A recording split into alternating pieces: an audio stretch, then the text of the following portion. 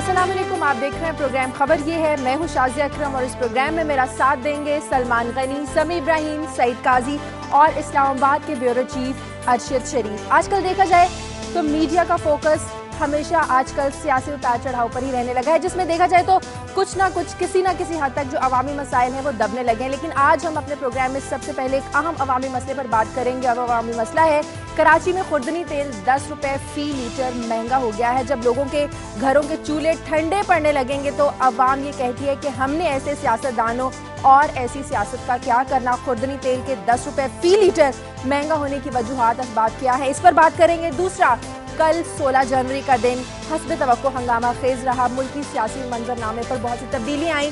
Supreme court ने NRO case में 6 option पर हुकूमत की जानिब से कोई जवाब न मिलने पर वज़ीर आज़म को इजहार वजूद तौहीन अदालत का नोटिस जारी करते हुए 19 जनवरी को अदालत में तलब किया है। देखना यह है कि वज़ीर आज़म सिर्फ हाजिरी देते हैं या एनआरओ पर अमल दरामद केस में मेनुआन हुकूमती फैसलों पर सुप्रीम कोर्ट ने जो फैसले दिए हैं इन पर अमल भी करते हैं। तीसरा, हम बात करेंगे चीन ने पाकिस्तान में जो सियासी इस्तेहकाम है इसकी हिमायत की है और कहा है कि सब पाकिस्तान में जमहूरियत ही देखना चाहते हैं। इन तमाम खबरों पर बात होगी एक ब्रेक के बाद।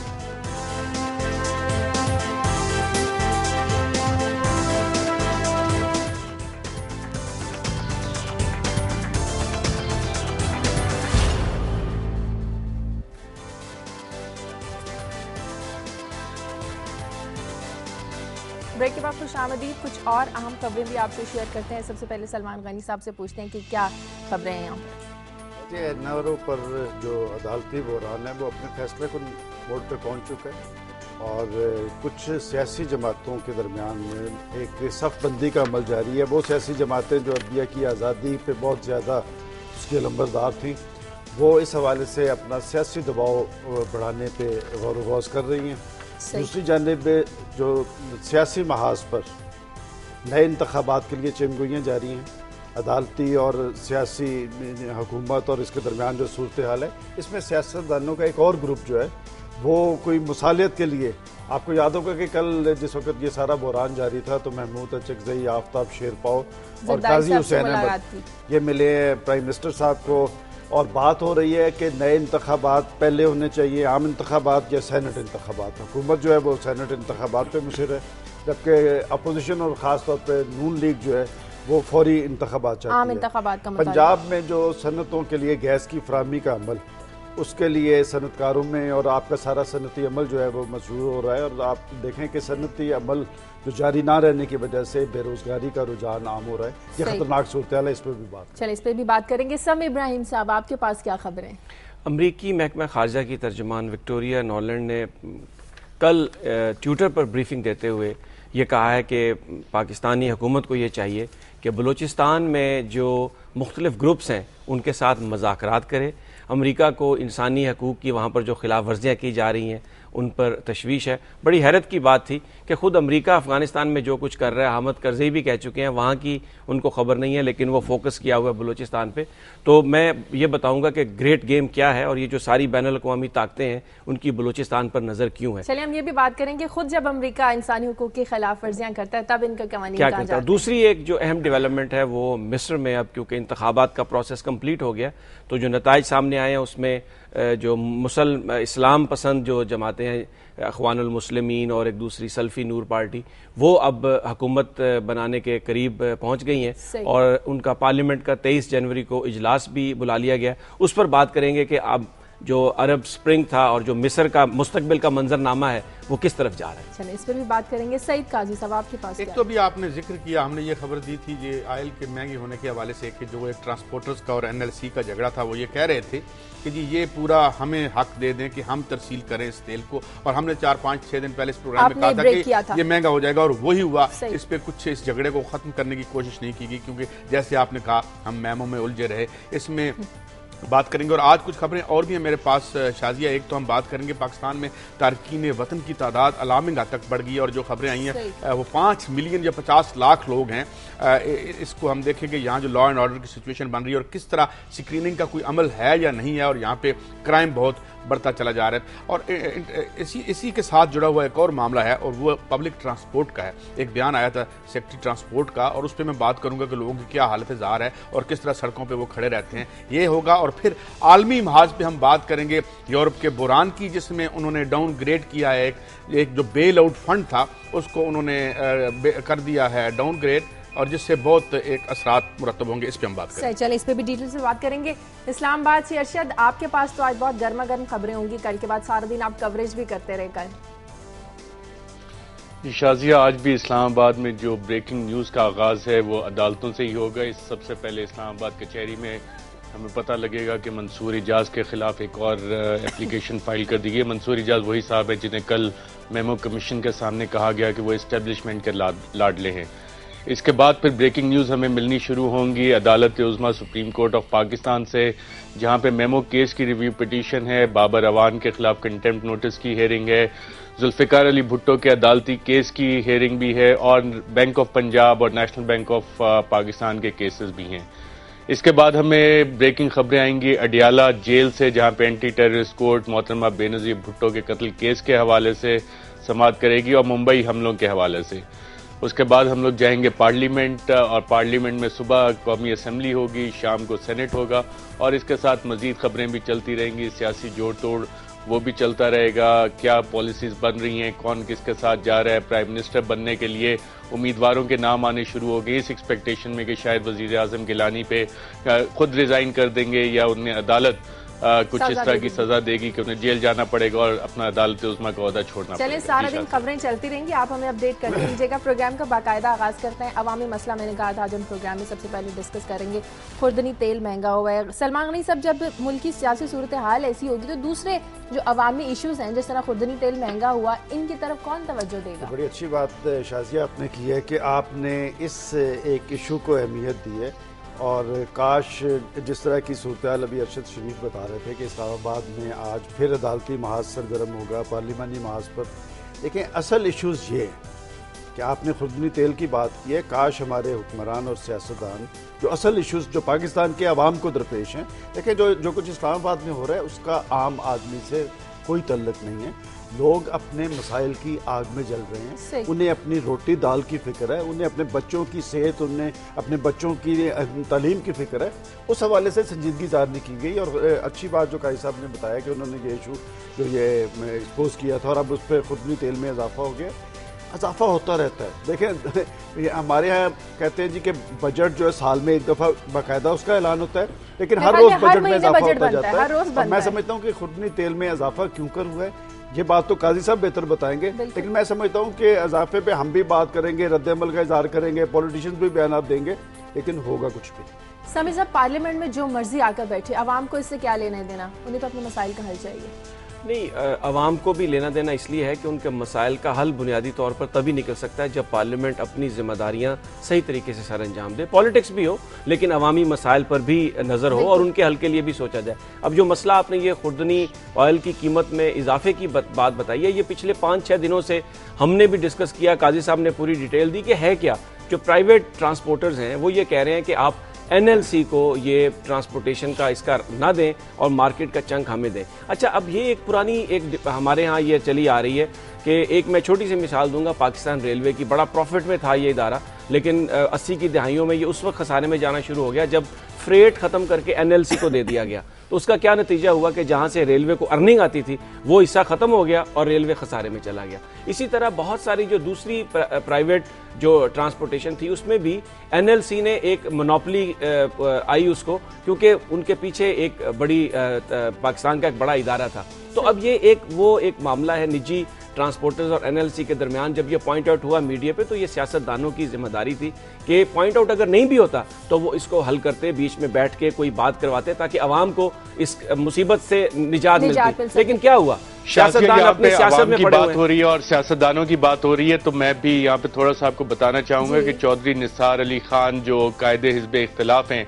जिस दिन रेजोल्यूशन मूव हुई पहले दिन, तो उन्होंने हुकूमत को याद का एक शेर पढ़ा और कहा, क्यों उदास फिरते हो सर्दियों की शामों में, इस तरह तो होता है इस तरह के कामों में। और ये इनका इशारा था हुकूमत की तरफ, और वो इन्हें यही बातें बता रहे थे कि मुल्क में महंगाई हुई है, हुकूमत की मिसमैनेजमेंट है, गवर्नेंस खराब है, और अगर इन चीज़ों की तरफ कंसंट्रेट हुकूमत करती तो आज अदालत उज़्मा में इस तरह से ना पहुंचती और इस तरह की रेजोल्यूशंस लाने से शायद उनको वो सपोर्ट ना मिल सके जो अवाम की तरफ से मिलेगी। ये कायदे हिज़्ब इख्तिलाफ का कहना था हुकूमत को। और कल भी जो तकारीर हुई असेंबली में उसमें महंगाई का भी जिक्र आया और हुकूमत की मिसमैनेजमेंट का भी जिक्र आया। जी हाँ, कायदे हिज़्ब इख्तिलाफ तो मेरे ख्याल में काफी अरसे से पिछले 3-4 सालों से बयानात तो हुए हैं, ये बात दुरुस्त है कि रेजोल्यूशन भी आई है, उस पे अमल दरामद नहीं हुआ। काजी साहब सही डिटेल्स बता सकते हैं निजी ट्रांसपोर्टर्स और एनएलसी के बीच की जो लड़ाई है अवाम को भुगतनी पड़ रही है? मैंने एक और खबर भी आपको बताई थी और इन्होंने बिल्कुल ठीक पॉइंट आउट किया कि उन्होंने ये कहा था कि एनएलसी को बीच में से हटा दें और पूरी हमारे पास मोनोपोली आ जाए। रेलवे का भी इन्होंने बिल्कुल ठीक कहा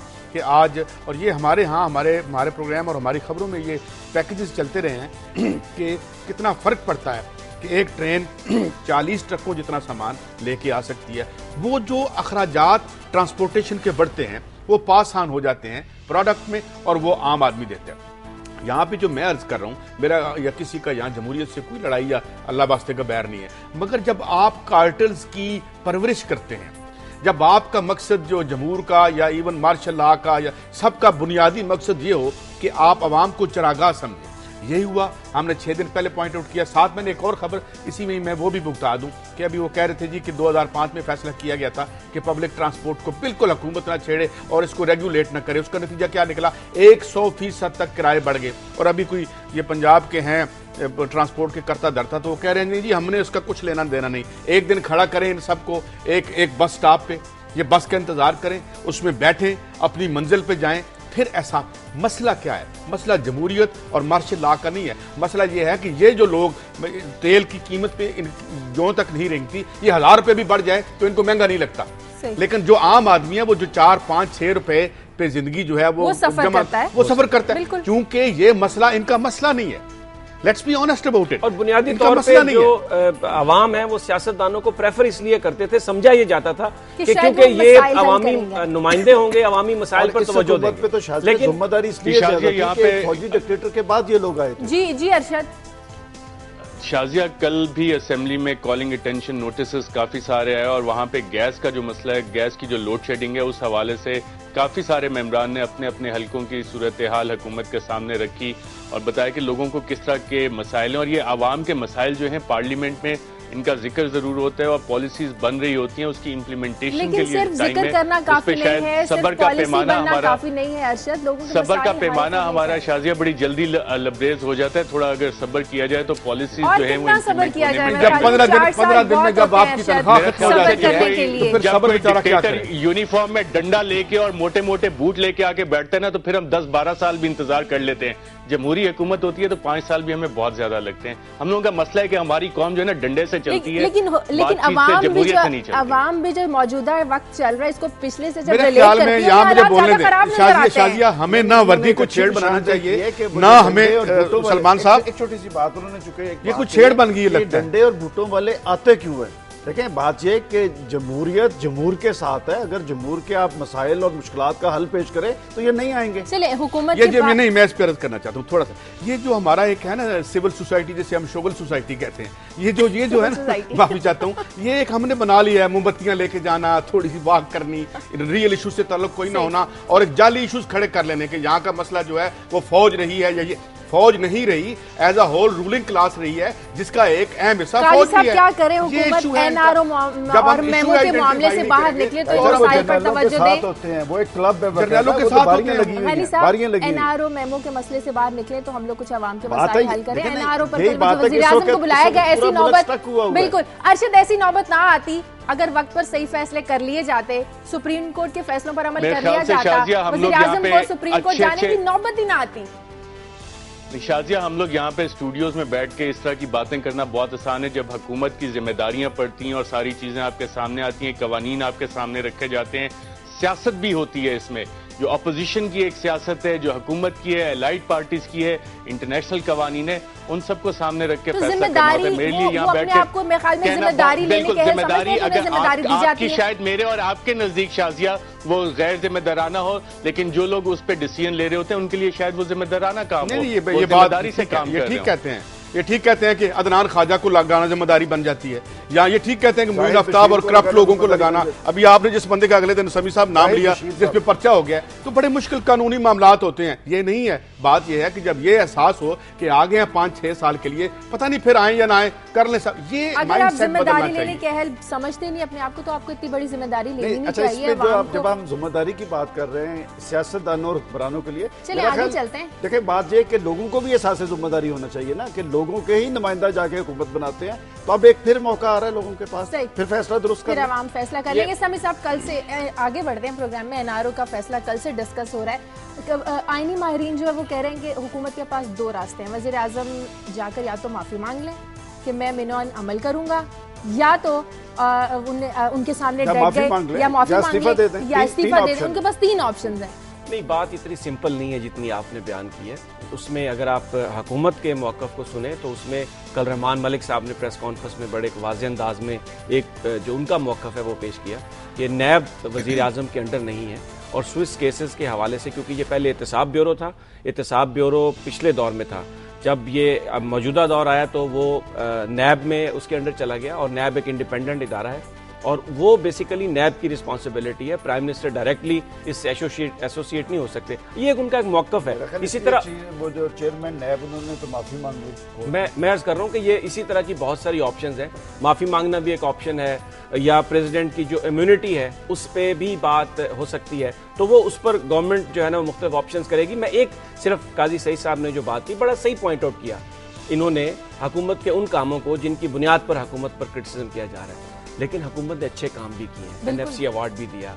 आइन जो एक मिलिट्री डिक्टेटर्स ने बर्बाद कर दिया था, 18वीं तरमीम लेके आए। फिर एक सबसे बड़ी डिमांड थी कि आप जो डिसेंट्रलाइजेशन ऑफ पावर की हम बात करते हैं कि सूबों को ज्यादा आप खुद मुख्तारी दें, ताकि सेहत, तालीम, ये इस तरह के जो मामलात हैं वो मकामी सतह पर, सूबाई सतह पर हल किए जा सके। तो अच्छे कामों को करना चाहिए। और एक लास्ट बात कर रहे थे, जब आप एनएफसी अवार्ड की बात कर रहे हैं, देखिए उसके असरात क्या हुए हैं। ये इक़दाम दुरुस्त हैं, लेकिन जब तक सूबों को अपने इख्तियारात दिए 18th अमेंडमेंट के तहत, 18th अमेंडमेंट का बराह रास्त लोगों को कोई फायदा नहीं हुआ। बाज़ ऐलानात भी होते हैं, बयानात भी होते हैं, सब कुछ होता है, लेकिन उसके असरात क्यों नहीं पैदा होते? इसका मतलब कोई ना कोई बदनीति किसी सतह पे मौजूद है। देखिए, आपने बलूचिस्तान की बात की, अब जरा थोड़ा सा फिगर शुरू किया, बहुत अच्छी बात की, थोड़ा सा फिगर्स पे आप गौर कर लें। सबसे बड़ा सूबा बलूचिस्तान पाकिस्तान का, वहां पर साफ पीने का पानी सिर्फ 5% पॉपुलेशन को है। औरतों का जो लिटरेसी रेट है वहां पर वो 15% से भी कम है। पूरे पाकिस्तान में गैस आ गई सुई से निकल के, बलूचिस्तान के तमाम इलाकों को अभी गैस फराहम जहां से निकली वहीं पर नहीं। तो ये एक था एहसास महरूमी था सूबों में, जिसकी वजह से 18th अमेंडमेंट में उनको डिसेंट्रलाइजेशन करके अब ये इख्तियार सूबों को दिया जा रहा है। और जाहिर है ये अभी फैसला हुआ है, तो इसके जो असरात है उसको देखने में कुछ टाइम लगेगा, जिससे ये बात आगे बढ़ेगी। लेकिन अब मैं, क्योंकि बलूचिस्तान का जिक्र हो रहा है, तो शुरू में मैंने एक आपको खबर बताई थी, उस पर बात करना चाहता हूँ कि अमरीकी महकमा खारजा, उन्होंने, उनकी जो स्पोक्स पर्सन है विक्टोरिया नोलैंड, उन्होंने एक ट्विटर ब्रीफिंग में ये कहा है कि हम हुकूमत पाकिस्तान के साथ राब्ते में हैं, वहाँ पर इंसानी हकूक़ की खिलाफवर्जी पर हमें बड़ी तशवीश है। हम ये चाहते हैं कि वहाँ पर पाकिस्तानी हुकूमत जो मुख्तलिफ ग्रुप से मुज़ाकरात करे और वहाँ पर अमन कायम करे। अच्छा, ये जो बात है ना, बेसिकली रिफ्लेक्शन है जो सुपर पावर्स हैं उनकी बलूचिस्तान में दिलचस्पी क्या है। पाकिस्तानी हुकूमत बार बार ये कह रही है कि वहाँ पर इंसर्जेंसी हो रही है, क्योंकि जो उसकी जियोग्राफिकल जो उसकी बाउंड्रीज़ हैं, उसकी जो खित्ते में अहमियत है, उसकी वजह से ये नज़रें हैं। पाकिस्तान ने वहाँ पर गवादर पोस्ट भी बनाया, और 8 साल पहले ये बनाया गया था, लेकिन आज गवादर जो है वो गोस्ट टाउन है, क्योंकि इंटरनेशनल जो इन्फ्लुएंस आ रहा था उसकी वजह से मेरा ख्याल खोलने की कोशिश की है अमेरिका ने। और आप देखें कि बलूचिस्तान की सूरत हाल पे खुद पाकिस्तान के चीफ एग्जीक्यूटिव और इंटीरियर मिनिस्टर ने कहा था कि वहाँ पर जो सूरत हाल चाहता है, जो अफगानिस्तान में मुज़ाकरात हो रहे हैं, उनमें नहीं, शायद बलूचिस्तान की सूरत हाल पे एक बात मैं करना चाह रहा हूँ। देखिए, पाकिस्तान के प्राइम मिनिस्टर ने और इंटीरियर मिनिस्टर ने कहा कि वहाँ पर गैर मुल्की ताकतें और खुसूसन हिंदुस्तान जो है वो वहाँ पर लाकानूनियत और कत्लो गारत का एक सिलसिला शुरू किए हुए। मैं समझता हूँ कि पाकिस्तान को ये चीज़ें एक्सपोज करनी चाहिए, और अमेरिका को बहुत अच्छी तरह पता न सिर्फ एक्सपोज करनी चाहिए बल्कि ऐसे इकदाम करने चाहिए कि वहाँ पर ये जो बैनुल अक़वामी इंटरवेंशन है उसको रोका जा सके। अब चाइना जो है वो काशगर से ग्वादर तक एक 3500 किलोमीटर लंबा जो रूट है, सड़क बनाने के लिए पाकिस्तान की मदद करना चाहता है, इसके अलावा चाइना की आप बात कर रहे हैं, चाइना तो हर मौके पे पाकिस्तान की मदद करना चाहता है। अभी जो अदम इस्तेहकाम आप देख रहे हैं, और चाइना ने कहा है कि इस सारी सूरत हाल में हम पाकिस्तान के साथ इस्तेहकाम के लिए कोशिशें जारी रखेंगे। देखिए मैं थोड़ा ऐड करूं इसमें थोड़ा। जी बिल्कुल। अभी उन्होंने कहा बड़ा अच्छा है, NFC अवार्ड आ गया, बहुत अच्छी बात है, वो आना चाहिए, मगर उसके नताइज निकलते हुए 7 जन्म चले जाएंगे। मसला क्या है? मसला ये है कि एक तरह की रूलिंग एलीट है, चाहे वो अफगानिस्तान, चाहे वो बलूचिस्तान हो, चाहे वो सिंध हो, जहां पे ठेके हैं, जहां पे किक बैक्स हैं, रिक्रूटिंग का मसला आया, गोल हो गया। मसला क्या है? ये असेंबली की हद तक तो बड़ी अच्छी बात है, असेंबली की हद तक तो बड़ी अच्छी बातें होती हैं, मगर जब तक आप ट्रांसलेशन इनटू रियलिटी नहीं करते, एक आदमी को क्या लगे भाई, क्या वो इसे कहे जी मैं जो बेरोजगार हूं इसे मैं जमहूरी बेरोजगारी कहूं, या जो महंगाई है ये आईनी महंगाई है, ये वो नहीं समझता आम आदमी। हम समझते हैं क्योंकि हम यूनिवर्सिटी से 2-2, 4-4 डिग्रियां ले आए हैं और अच्छे माहौल में भी रह रहे हैं। एक आम आदमी ये चाहता है कि उसकी जिंदगी में कोई मीनिंगफुल तब्दीली आए, और वो 62 बरसों से इसका इंतजार कर रहा है। ये मैं इसमें जरा नहीं, आपने सही फरमाया, लेकिन जो अब जहाँ पर हमने बात शुरू की थी कि हमारे यहाँ जो भी काम हो रहा होता है दुनिया भी उसको देख रही होती है। अब जिस तरह चाइना ने कहा कि वो पाकिस्तान में जो पॉलिटिकल लीडर्स की यूनिटी है, जो पॉलिटिकल स्टेबिलिटी है, उसको सपोर्ट करता है। बड़ी मीनिंगफुल है ये चाइनीज फॉरेन ऑफिस की ये स्टेटमेंट। नॉर्मली वो इस किस्म के बयानात नहीं देते, लेकिन क्योंकि पाकिस्तान में एक तासर उभर रहा था कि अभी आर्मी चीफ वहां से होकर आए थे और फिर एक सिविल और अस्करी क़यादत की चल रही थी, तो उन्होंने उसको बैलेंस किया कि हम जो हमारा जो पलड़ा है वो सियासी क़यादत के साथ है। लेकिन शाजिया एक और बात, अब वेस्टर्न प्रेस जो है वो भी पाकिस्तान के जो मामलात हैं उन पर अपने एनालिसिस दे रहा है। तो गार्डियन में एक स्टोरी छपी है जिसमें उन्होंने पाकिस्तानी जजेस को, कोर्ट्स को मिलिटेंट जजेस कह दिया। ये जो सारा हमारे यहाँ पंडोरा ये परेशानी है कि पाकिस्तान के अंदर वाकई कोई सियासी तब्दीली ना आ जाए। मुझे ब्रेक लेनी है। ब्रेक पर जाने से पहले मैं आपको बता दूं, आप हमारे प्रोग्राम में SMS कर सकते हैं। आप टाइप कीजिए KHY, अपना नाम लिखिए, अपने शहर का नाम लिखिए और सेंड कीजिए 3031 पर। और ईमेल ID हमारा है खबर@duniatv.tv पर, इसमें हमें मेल कीजिए, अपनी राय दीजिए। और फेसबुक पे आप हमें मैसेज कर सकते हैं, खबर ये है टाइप कीजिए और सेंड कीजिए। और ट्विटर पे भी आप हमें अपनी राय दे सकते हैं, अपना मैसेज कर सकते हैं, टाइप कर सकते हैं वहाँ पर। हमारा प्रोग्राम खबर ये है। ब्रेक लेते हैं, ब्रेक के बाद वापस आते हैं।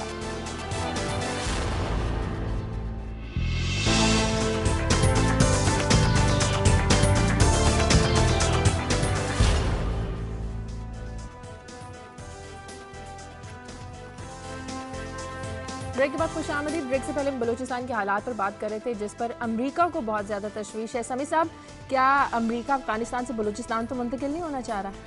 ये शाजिया आपने बड़ी अच्छी बात कही। अगर हम देखें बलूचिस्तान की सूरत हाल और उस पर अमेरिका का रिस्पांस, तो एक हमें तसलसल नज़र आता है अमेरिकी पॉलिसी में, और वो ये है कि बलूचिस्तान के अंदर जो ग्रुप्स सेपरेशन की बात कर रहे हैं, जो पाकिस्तान की जो एस्टेब्लिशमेंट है उसको चैलेंज करते हैं, उनको मुसलसल सपोर्ट दी जा रही है।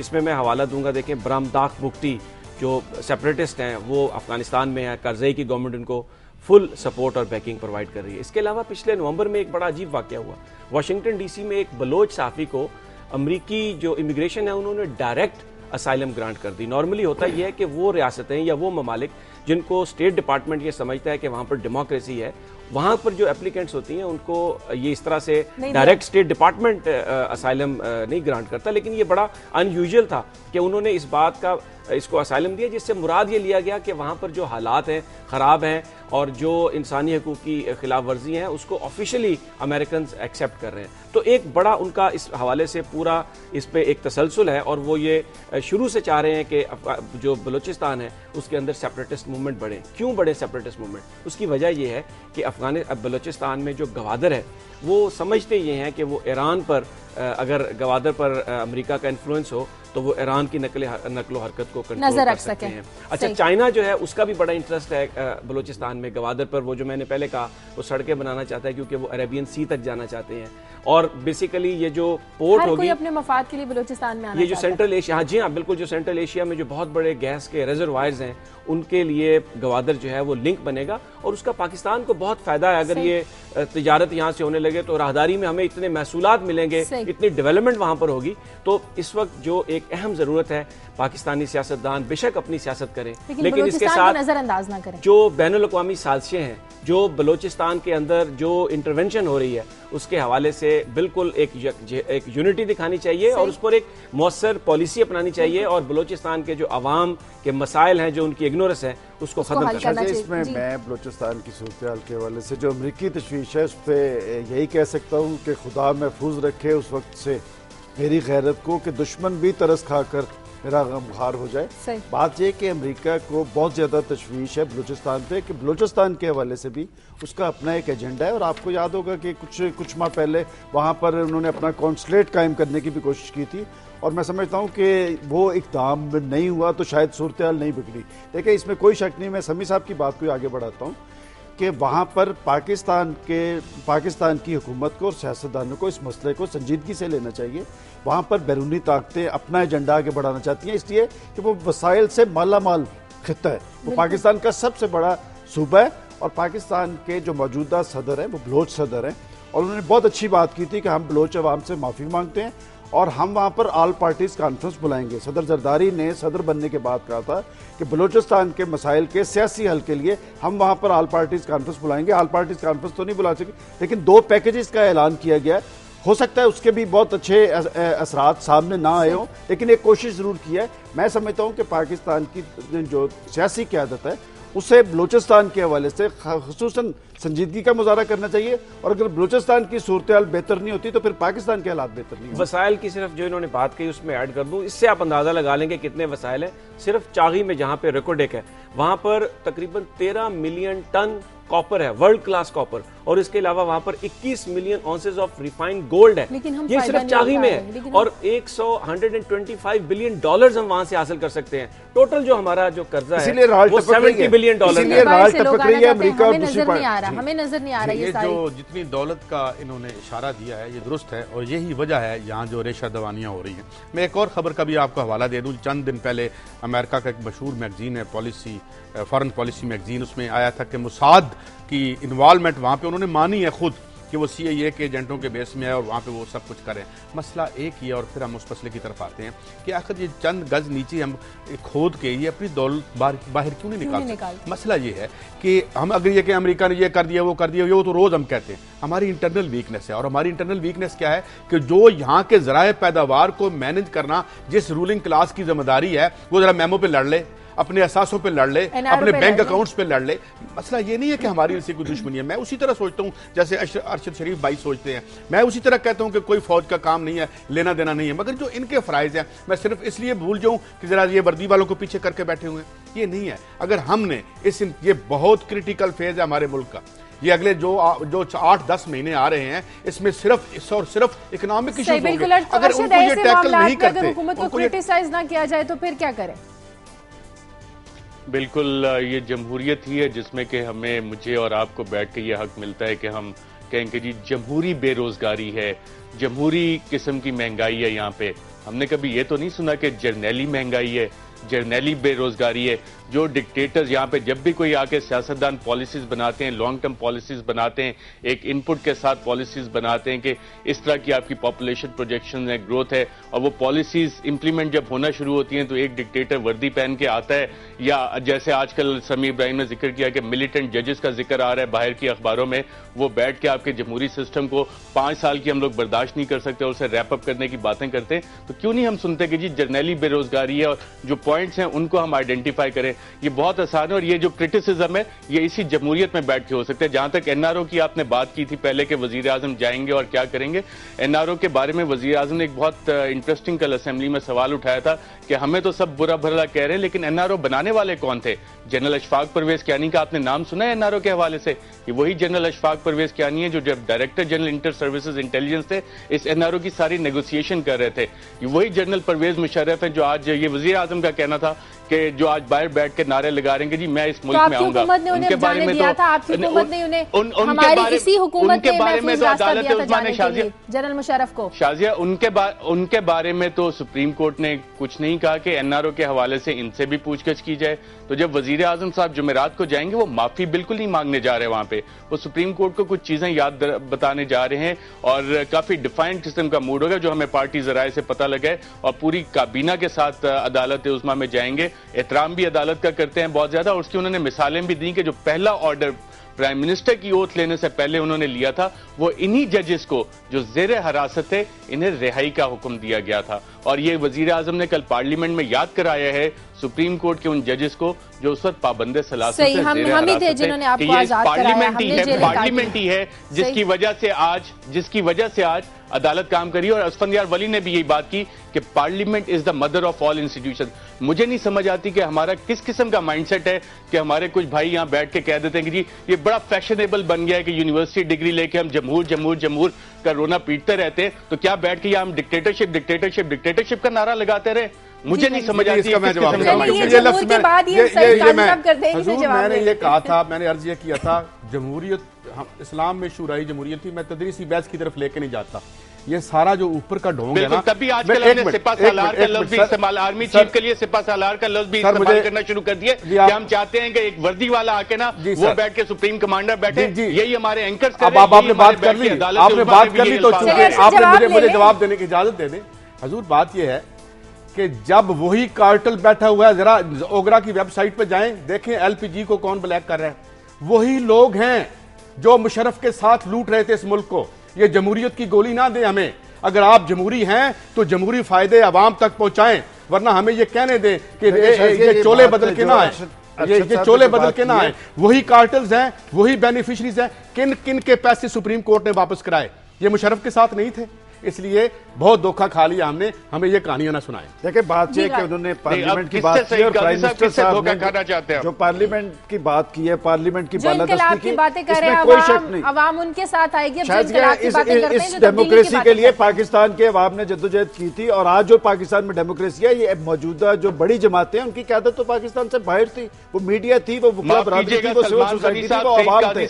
बात यह है कि अरशद साहब देखें, बात ये जब हम डेमोक्रेसी की बात करेंगे, पाकिस्तान के मीडिया ने हमेशा डेमोक्रेसी को सपोर्ट किया है। पार्लियामेंट की बालादस्ती होनी चाहिए, लेकिन इस पार्लियामेंट को पाकिस्तान के कौमी मफादात के तहफ़्फ़ुज़ के लिए भी बुरेकार लाना चाहिए। और जिन लोगों के बेचारों के चूल्हे बुझ रहे हैं, पाकिस्तान में गैस की लोड शेडिंग है, पाकिस्तान में बिजली की लोड शेडिंग है, पाकिस्तान के अवाम महंगाई की आग में जल रहे हैं, उसके लिए भी कुछ होना चाहिए। फिर पाकिस्तान के अवाम अपना वजन पार्लियामेंट के साथ डालेंगे, मुंतखब हुकूमत के साथ डालेंगे। आज हमारी मुंतखब हुकूमत लड़क रही है, लेकिन गली मोहल्लों के अंदर कोई तशवीश नहीं है। एक मिनट साहब, इससे पहले कि शाजिया आप समी साहब पे जाए, let me answer both. Saeed, एक मिनट शाजिया, समी साहब को अगर इजाजत दें, समी साहब, तो मैं सईद काजी साहब और सलमान गनी साहब, आप दोनों की ये वही बातें, बिल्कुल अवाम आजकल इन सारे मसाइल का शिकार है, लेकिन ये वही सारी बातें जो हर डिक्टेटर पाकिस्तान में आके कहता रहा कि इस मुल्क में जमहूरी निजाम नहीं चलता, इसकी इस जमहूरी निजाम की वजह से करप्शन है, इस जमहूरी निजाम की वजह से बेरोजगारी है, इस जमहूरी निजाम की वजह से महंगाई है। हर डिक्टेटर ने ये तकरीर की और मुझे अफसोस हो रहा है कि आप दोनों इतने पढ़े लिखे माशाल्लाह साहब, इतने एक्सपीरियंस आप हैं, उन्हीं डिक्टेटर के वही आर्गुमेंट हर तकरीर आप उठा के देख लें। मुल्क में जब मार्शल लॉ गए, सलामी दे के भेजा आपने, उस डिक्टेटर को सलामी दी आपने। बिल्कुल, ये बात मैंने अरशद से की थी। करवाया था। सलामी जिन लोगों ने दी, किस कलर के उन्होंने कपड़े पहने हुए थे वो भी अवाम को बता दें। बात है कि हमने तो ये कॉस्मेटिक जब जनरल मुशर्रफ पाकिस्तान आएंगे उन्होंने मार्च में आने का ऐलान किया, जो आपने करना है, जो पीपल्स पार्टी ने उनके साथ करना है वो करने से। पार्लियामेंट के सम्राट जो है आम आदमी तक पहुंचने चाहिए थे, सिस्टम को मुस्तहकम होना चाहिए था, लोगों की हालत बेहतर होनी चाहिए थी। 6 महीने और बर्दाश्त कर। अच्छा शाजिया, एक जो इम्पोर्टेंट बात है ना,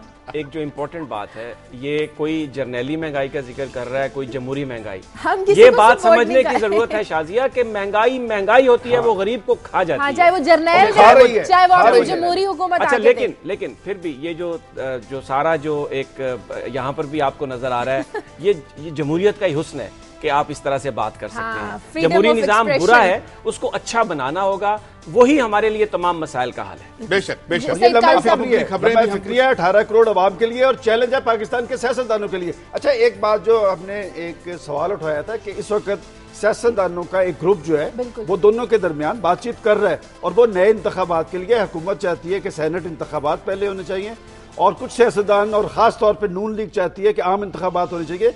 मैं समझता हूं कि हालात इस मैच पे आ गए हैं कि आवाम को फेस करना चाहिए, आवाम को फेस करना चाहिए। सियासी कुव्वतों में अगर जरूरत है, उनका कोई केस है तो लोगों की तरफ आने में कोई हर्ज नहीं और लोगों का फैसला दुरुस्त होगा। जिसके हक में भी वो वोट डालेंगे लोगों का फैसला मौसर होगा और उसके साथ पाकिस्तान के अंदर इस्तेहकाम लेके आएगा। शाजिया, सिर्फ इस NRO इशू पे एक आखिरी बात मैं करना ये चाहूंगा कि देखें, इसमें पाकिस्तान मुस्लिम लीग का जो एक रोल होना चाहिए था ना, वो मैं समझता हूं उन्होंने अदा नहीं किया। वो क्या था कि ये जो सारे केसेस हैं, जो स्विस केसेस हैं, जो आसिफ जरदारी पर हैं, ये बुनियादी तौर पर नवाज शरीफ साहब के दौर में बनाए गए थे।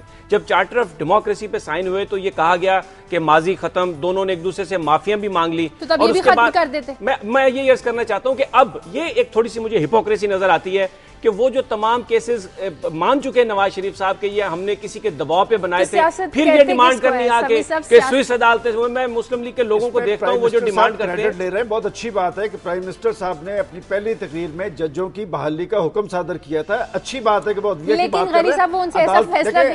शाजिया, अगर पाकिस्तान में करप्शन की जड़ें काटनी है तो किसी चीज को तो बुनियाद बनाना पड़ेगा। NRO के फैसले पे अमल दरामद करना। भाई सलमान गनी साहब, मैं वो अर्ज कर रहा हूं, आप NRO मैं कह रहा हूं ये वो केसेस हैं जो नवाज शरीफ के दौर में बनाए गए थे, रहमान ने बनाए थे, सैफुर रहमान ने जो बनाए थे, ये वो केसेस हैं, झूठे केसेस हैं और मुद्दे वही तो है केसेस वो सारे। आप वो बात करते नहीं है और वो एक मुनाफिकत में शुरू हो जाते हैं हम लोग। बहस को समेटना है, ये वो उनका कहने का मतलब ये है कि वही केसेस हैं जो मियां नवाज शरीफ के दौर में बनाए गए और माफी मांग चुके हैं। मियां नवाज शरीफ माफी मांग चुके हैं कि अपने झूठे केस बनाए थे। ये सारे वो केसेस जो साहब बैठे वो भी आना चाहते हैं, उन्हें भी लाएं, फेस करें। बात ये कि NRO के वो भी आएंगे तो फेस कर लेंगे। फैसले पे अमल दरामद नहीं करेंगे, पाकिस्तान में करप्शन, बदनवानियों, बेजातियों की जड़ें नहीं काटी जा सकती। जी काजी साहब, मैं ये अर्ज कर रहा था कि हम वो खबरों पे बात नहीं कर सके जो हम नहीं, इसलिए मैं आपकी तरफ एक तो मैं ये जो मैंने ट्रांसपोर्ट पब्लिक ट्रांसपोर्ट की बात की थी, ये वो इश्यूज हैं। अगर आज आप गुजरते हुए लाहौर में से देखें तो वो जिस तरह मैंने वो सेक्रेटरी पंजाब जो हैं इसके ट्रांसपोर्ट के, वो कह रहे थे जनाब कि हमने बिल्कुल इसको जो है हवाले कर दिया ट्रांसपोर्टर्स के, वो जाने किराया बढ़ा रहे हैं, लोगों से में बदतमीजी कर रहे हैं। कोई आदमी एक दफा बैठ के पब्लिक ट्रांसपोर्ट में सफर करे, हालांकि 100 बसें फिर लाहौर में लाई गई हैं, लेकिन वो खास करते हैं जब किसी नई बस का इफ्तिताह करते हैं। अल्लाह ना करे कि दोबारा सफर करें, वो तो इतना प्रोटोकॉल आ जाएगा, सड़कें ब्लॉक हो जाएंगी, अकेले खड़े नजर आएंगे, वो तो ना ही करें सफर तो बेहतर है। हमजा शहबाज भी करते हैं। अच्छी बात है, ट्रांसपोर्ट होगी तो लोग सफर करेंगे। लेकिन बात यह है कि ये इश्यूज जो है ना प्रायोरिटी पे नहीं है। मैं जो बड़े धीमे अंदाज से बात अर्ज करना चाहता हूँ, यकीन करें वो इस्लामाबाद में बैठे हैं अरशद शरीफ साहब, और वो ये जानते हैं जो मैं बात कर रहा हूँ, वही लोग, वही कार्टल्स जो मुशर्रफ के करीब बैठे थे आज मीडिएशन करा रहे हैं। बताएं आप, मैं झूठ बोल रहा हूँ? बिल्कुल ठीक है। आप दिल पे हम नाम नहीं ले सकते, या चले एक है मजबूरी, सबको पता, लेकिन आप मुझे बताएं, सबको पता अगर इन्हीं लोगों का बोलबाला होना है, अगर यही इन्हीं लोगों ने बैठ, हम तो कहते हैं आओ जमहूरियत दो, सियासी जमहूरियत भी दो, माशी जमहूरियत भी दो, हम आपके साथ है। कौन नहीं लड़ा? क्या समी इब्राहिम पंजाब यूनिवर्सिटी से लेके अब तक नहीं लड़ा जमहूरियत के लिए? या हम मार्शल लॉ के साथ कभी जिंदगी में खड़े हुए हैं? या ये आपके साथ बैठे हैं? कोई भी नहीं है ना। अरशद शरीफ साहब हैं, हम एक पेज पे हैं। बात तरीका कार या मेथड पे हम शायद एक दूसरे से एग्री नहीं करते और ये कहते हैं कि अब बहुत वक्त हो चुका, अब आप रियल डेमोक्रेसी की तरफ आएं और बात करें और उन लोगों से दूर हों जो कि मार्शल लॉ में भी हुक्मरानों के करीब होते हैं। इसी बात है, और तो कोई लड़ाई नहीं है हमारी आपस में, इस पे कोई इशू ही नहीं है। गरीब के बच्चे को नौकरी मिल जाएगी, लोगों का चूल्हा जल जाएगा। बात सिर्फ इतनी है कि जमहूरियत के थोड़े बहुत जो सम्राट है वो आम आदमी को भी मिल जाने चाहिए। सही। अच्छा, एक और आपकी खबर। अच्छा, मैं वो यूरोप के हवाले से कुछ बात करता अगर इजाजत तो, समी इब्राहिम साहब ने चंद दिन पहले बात की तो बहुत एक बड़ी डेवलपमेंट ये हुई है कि आज एक स्टैंडर्ड एंड पुअर उनकी एक रेटिंग एजेंसी है जिसकी जो रेटिंग है बड़ी अहम होती है, जिससे बैंकों के इंटरेस्ट रेट पे बड़ा फर्क पड़ता है। उन्होंने जो एक बेल आउट फंड था जो बनाया, बेल आउट फंड से मुराद यूरोप को बचाने के लिए जो एक फंड बनाया गया था, आज उसकी रेटिंग भी डाउन कर दी है। और साथ ही जर्मनी का बयान ये आया है कि जर्मनी ने कहा है जी कि मैं इसमें अब मजीद आपकी मदद नहीं कर सकता, मजीद गारंटीज नहीं दे सकता। मगर इसके साथ जुड़ी हुई एक और बड़ी अहम खबर है, जो चाइना के फिगर्स आए हैं। चाइना की जो 2011 की पैदावार थी वो बनिस्बत 2010 के मजीद गिर गई है, जिससे ये हमें अंदाजा होता है। और जिस तरह हम चंद दिन पहले खबर दे चुके हैं कि हमारी जो एक्सपोर्ट्स हैं अमेरिका और यूरोप में वो भी गिरी हैं, तो हम ये देख रहे हैं कि जो ग्लोबल इकोनॉमिक सुनामी है ये फैलता फैलता चाइना जैसी इंतहाई चौकस और अच्छी लपेट में ले रहा है। और क्योंकि ये याद रखिएगा, चाइना की जो आबादी है उसको 11% ग्रोथ रेट रेट चाहिए अपनी तमाम यूथ को एम्प्लॉयड रखने के लिए, जबकि वो 8.9% पे आ गया है। वक्त कम है। एक और बड़ी इन्फॉर्मेटिव आपने खबर दी थी कि इलीगल लोग जो तारिकीन वतन जो हैं, ये मैं बात करना चाहता हूँ, और ये मैंने उस खबर की तरफ भी इशारा किया था जो अमेरिकन पॉलिसी मैगजीन का, फॉरेन पॉलिसी मैगजीन की तरफ से, कि मोसाद भी यहाँ पे काम करी है। यहाँ पे अक्सर देखने में आ रहा है कि यहाँ कोई डॉक्यूमेंटेशन नहीं है और क्राइम बढ़ रहा है। और अब ये पता चला है, जो नई रिपोर्ट आई है, कि यहाँ सिर्फ अफगानिस्तान या हमारे वो बिहारी भाई नहीं है, उनको हमें लीगलाइज करना चाहिए। एक ऐसा इशू है जो कि बड़ा हमारे दिल के करीब है। वो उस पर लंबी बात अब इस वक्त शायद टाइम नहीं है हमारे पास, मगर यहाँ अब हम अफ्रीका से लोग आ रहे हैं, इराक से लोग आ रहे हैं, तो ये हमारे लॉ एंड ऑर्डर से भी जुड़ा हुआ है। मगर मसला क्या है? मसला ये है कि हमारी एजेंसीज जो हैं वो प्रोटोकॉल के काम करें या ये अवाम के बचाव के लिए कोई तदाबीर करें। एक और खबर थी, जो 10 जनवरी से सन्नतों के लिए गैस की बहाली का अमल ऐलान तो कर दिया गया, लेकिन उस पर अमल दरामद। मैं ये बात सनतकारों के लिए नहीं, वो एहतजाज कर रहे हैं, लेकिन इससे बराह रास्त आप देखें बेरोजगारी का एक अमल बढ़ रहा है। और बेरोजगार जब सड़कों पे आते हैं, देखें आम आदमी खुद भूख बर्दाश्त कर लेता है, लेकिन वो अपने बच्चों को भूखा मरता नहीं देखता। मैं समझता हूं कि कम से कम सनतों के लिए गैस की बहाली के अमल को यकीनी बना दिया जाए, ताकि ये बेरोजगारी का अमल ना हो। चूंकि बेरोजगारी, मैंने पहले भी एक दफ़ा कहा था कि वो हजरत अली का एक कौल है कि अगर मुझे गुर्बत मिल जाए इसे मैं कत्ल कर दूं। ये लोगों से बहुत कुछ करवा देती है। बात ये गुर्बत की शरह में किस हद तक इजाफा हुआ है, कम से कम ये जो सनतों के लिए गैस की बहाली का अमल है वो यकीनी बना दें, ताकि इस गुर्बत में, इस बेरोजगारी में और इस रुझान में इजाफा। सर्दियों के बाद मिलना शुरू हो जाएगी जब 10 जनवरी से वैसे शुरू किया है इन्होंने, लेकिन वो उसे यकीनी तमाम सनतों के लिए यकीनी नहीं बनाया गया। मैंने शुरू में आपको जरा आपको पाकिस्तान के माहौल से बाहर ले चलते हैं। यहाँ तो बड़ी गर्मा गर्मी हो गई। मिस्र में जो इंतखाबी अमल था वो अपने अंजाम को पहुँच रहा है, और अब 23 जनवरी को उनकी पार्लियामेंट का इजलास बुलाया गया। अभी तक जो नताइज आए हैं उसमें वहाँ पर जो इख्वानुल मुस्लिमीन, आपसे चूंकि आपकी नजर है, वहाँ पर कोई सियासी तब्दीली आ गई? देखिए, वहाँ पर एक बड़ी सियासी तब्दीली ये आई है कि जो इख्वानुल मुस्लिमीन की जो जमात है, फ्रीडम एंड जस्टिस पार्टी, उन्होंने तकरीबन 40% नशिस्तें हासिल की, और एक दूसरी सल्फी नूरी पार्टी है, ये भी इनको समझा जाता है कि इस्लामी पार्टीज़ हैं, उन्होंने 25% नशिस्तें हासिल की हैं। तो अब वो अपना स्पीकर बना रही हैं। उनके 508 मेंबर पर मबनी उनका होता है जो लोअर हाउस है। क्या हालात चल रहे हैं वहाँ भी? तो कर्नल कज़ाफ़ी के बाद हुकूमत बनी। हाँ, वो मैं लिबिया पे मैं तो सिर्फ ये मिस्र पे मैं बात खत्म कर लूँ, तो वो अब अपने स्पीकर का भी चुनाव करें, लेकिन अभी तक जो मिस्र की मिलिट्री है वो पावर्स देने के लिए तैयार नहीं है। और उनका ये कहना है कि जो अब क्योंकि ये जो लोअर हाउस मिलेगा, 23 जनवरी को इसकी मीटिंग होगी, उसमें एक पीपल्स असेंबली बनाई जाएगी, कॉन्स्टिट्यूएंट असेंबली बनाई जाएगी जो मिस्र का आइन बनाएगी। तो मिलिट्री का ये कहना है कि उस पर हम अपने पसंदीदा बंदे उसमें नॉमिनेट करेंगे। इस पर एक झगड़ा है जो आगे चलेगा। तो अभी तक मिस्र में जो एक रेवोल्यूशन था वो पूरा नहीं हुआ। ये भी बता दें, लोग जीतेंगे या फौज जीतेगी? नहीं, डेफिनेटली लोग ही जीतेंगे, फौज तो कहीं भी नहीं जीत सकती। जी बिल्कुल। बात यह है कि वन एक्ट प्ले नहीं है मिस्र या जो समर है, ये बेसिकली हाथ मिला लिए हैं इस अख्वानुल मुस्लिमून ने। अमेरिका के नुमाइंदों ने अख्वानुल मुस्लिमून से 4 दिन पहले मुलाकात की है। जनरल तंतनावी और जो आर्मी है वो तकरीबन 50% से ज्यादा GDP पे काबज है। ये जंग जारी रहेगी। अच्छा, अब मैं लिबिया पे मैं ये बताना चाह रहा था कि लीबिया के अंदर कर्नल कज़ाफ़ी की मौत के बाद एक बड़ा वैक्यूम हुआ, और वो जो नेशनल ट्रांजिशनल काउंसिल है वो हालात पर काबू नहीं पा सकी। अब इतलात आ रही है कि शहरों में जो मुतहारिब ग्रुप हैं उनके दरमियान झगड़ा शुरू हो गया। सिर्फ मिस्र, ट्यूनिस और अलजायर में जो सियासी तब्दीली का अमल वहाँ शुरू हुआ है, पाकिस्तान में भी सियासी तब्दीली यकीनी जरूर बनी, वैसे शुरू हो गया। अच्छा, इतनी गर्मा गर्मी के बाद किसी के पास अच्छी खबर, अरशद के पास चलती है सबसे पहले। अरशद, आपके पास कोई अच्छी खबर?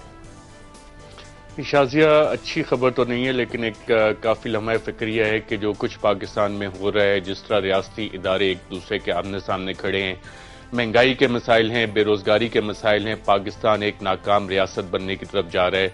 और इसमें हम सब के ऊपर एक बहुत बड़ी जिम्मेदारी है, हम सहाफ़ियों के ऊपर भी, हुकूमती नुमाइंदों के ऊपर भी, और हमारे फौजी भाइयों पे, जजेस पे, हम सब के अपनी जिम्मेदारी पूरी करें। इस पे हम सबको शायद सोचना चाहिए। मेरे पास एक अच्छी खबर है कि क्योंकि पूरी दुनिया में रिसर्च भी हो रही है, तो बरतानिया में एक रिसर्च की गई है जिसमें उन्होंने जो कैंसर का जो हमारे पेट में जो कैंसर होता है इंटेस्टाइन का, उसके जो जीन्स हैं उनको उन्होंने अनकोड कर लिया है। और रिसर्चर ये बता रहे हैं कि अगले 6 से 9 महीने में कोई इसमें ब्रेकिंग कोई वो स्टोरी दे सकते हैं कि इसका इलाज शायद वो दरियाफ्त करने में कामयाब हो। अरशद ने जो बात की है मैं उसे ही आगे बढ़ाऊंगा। बहुत अच्छी बात की है कि सबको अपनी अपनी जिम्मेदारी का एहसास करना चाहिए और पाकिस्तान के अंदर जो आज चैलेंजेस दरपेश हैं उसके लिए हमें अपने आईने पाकिस्तान को प्रूव करना। बिल्कुल। जाते जाते एक अच्छी बात मैं भी कर ही दूं, अगर हुकूमत चाहती है कि इसी तरह जमहूरियत की गाड़ी चलती रहे तो सब इदारों को साथ लेकर चले और मुल्क में जो बेचैनी और बेयकीनी की फिजा इस वक्त चल रही है इसको ख़त्म किया जाए।